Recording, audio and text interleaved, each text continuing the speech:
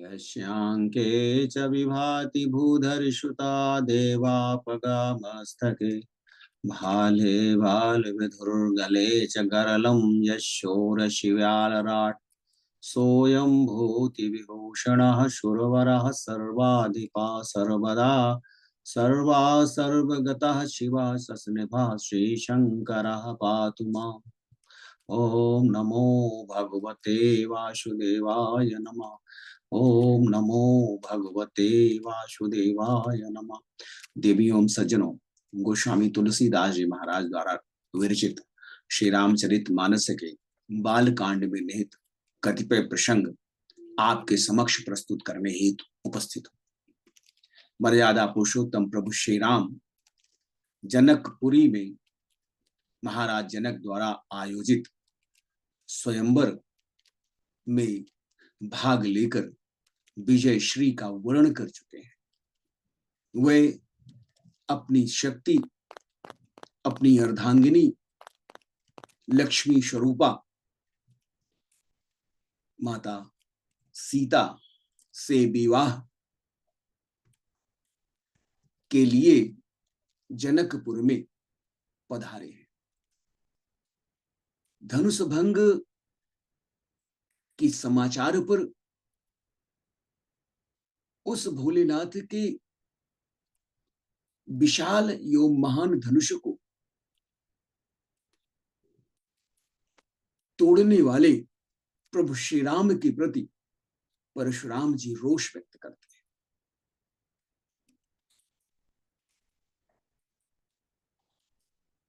अति विनीत मृदु शीतल बानी बोले राम जोरी जुग पानी। सुनहु नाथ तुम सहज सुजाना बालक बचनु करिय नहीं काना।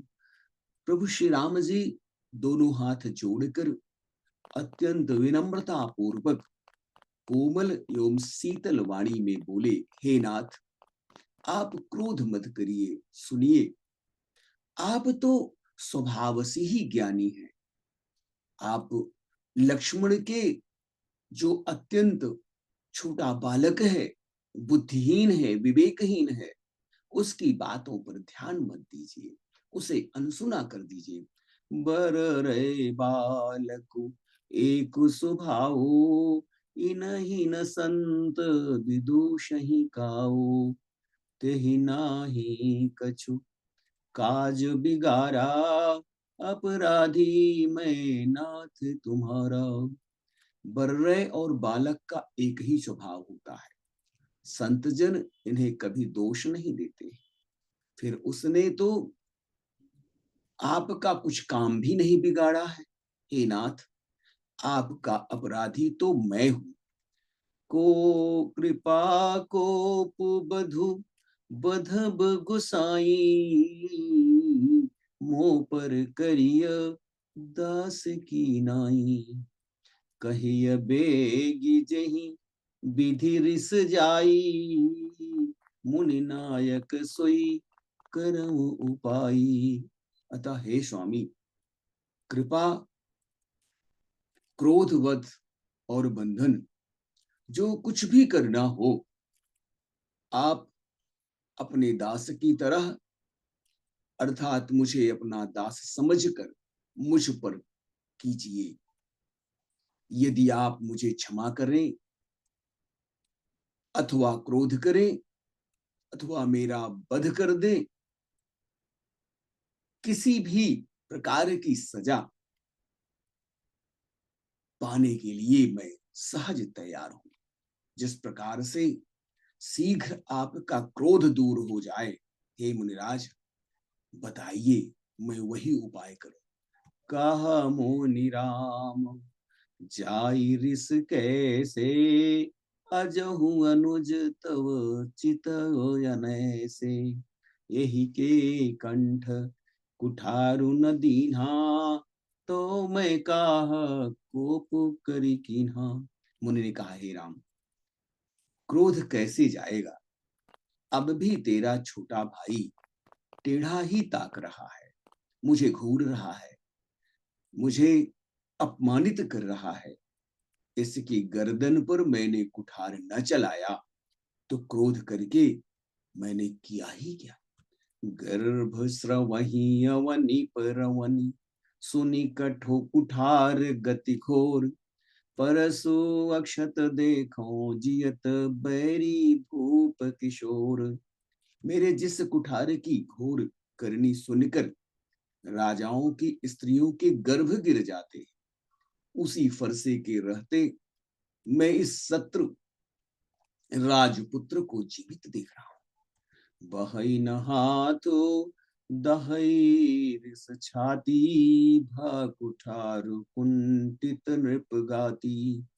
भयो बाम विधि फिरेउ सुभाऊ, मोरे हृदय कृपा कशिकाऊ। मेरा हाथ नहीं चल रहा है, क्रोध से निरंतर छाती जली जा रही है।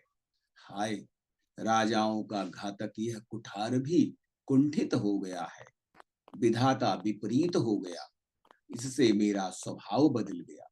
नहीं तो भला मेरे हृदय में किसी समय भी कृपा कैसी। आजो दया दुख दुसह सहावा, सुनि सौमित्री बिहसी सिरुनावा। बाऊ कृपा मूर्ति अनुकूला, बोलत बचन झरत जनु फूला। आज दया मुझे यह अशह दुख प्रदान कर रही है। यह सुनकर लक्ष्मण जी ने मुस्कुरा कर सिर नवाया और कहा, आपकी कृपा रूपी वायु भी आपकी मूर्ति के अनुकूल नहीं है। वचन बोलते हैं तो मानो फूल झड़ रहे हैं। जो पै कृपा जरी मुनि गाता, क्रोध भय तनु राख विधाता। देखो जनक हठी बालक ये हो, कीन्ह चहत जड़ जमपुर गेहू। हे मुनि, यदि कृपा करने से आपका शरीर जला जाता है तो क्रोध होने पर तो शरीर की रक्षा विधाता ही करेंगे। परशुराम जी ने कहा, हे जनक, देख, यह मूर्ख बालक हठ करके यमपुरी में निवास करना चाहता है। बेगी करहो किन्ह आखिन ओटा, देखत छोट खोट नृप ढोटा। बिहसे लखनु कहा मन माही, मूंदे आखी कतहु को नाही। इसको शीघ्र ही मेरी आंखों से ऊट कर दो। यह राजपुत्र देखने में छोटा है पर बड़ा कपटी है, खोटा है। लक्ष्मण जी ने हंसकर मन ही मन कहा, आंख मूंद लेने पर कहीं कोई दृष्टिगत नहीं होता। परशुराम तब राम प्रति बोले उरयति क्रोध, शंभु सरासन तोरि सठ करसि हमार प्रबोध। तब परशुराम जी हृदय में अत्यंत क्रोधित होकर श्री राम जी से बोले, अरे मूर्ख, तू शिव जी का धनुष तोड़कर उल्टा हम ही को ज्ञान सिखा रहा है। परशुराम जी स्वयं परमपिता परमेश्वर के ही स्वरूप हैं, वे भी अवतार ही पुरुष हैं, किंतु प्रभु श्री राम के मानव स्वरूप के कारण वे आशंकित हो रहे हैं। उनके हृदय में उस परमपिता परमेश्वर स्वरूप प्रभु श्री राम के यथार्थ स्वरूप का ज्ञान करने की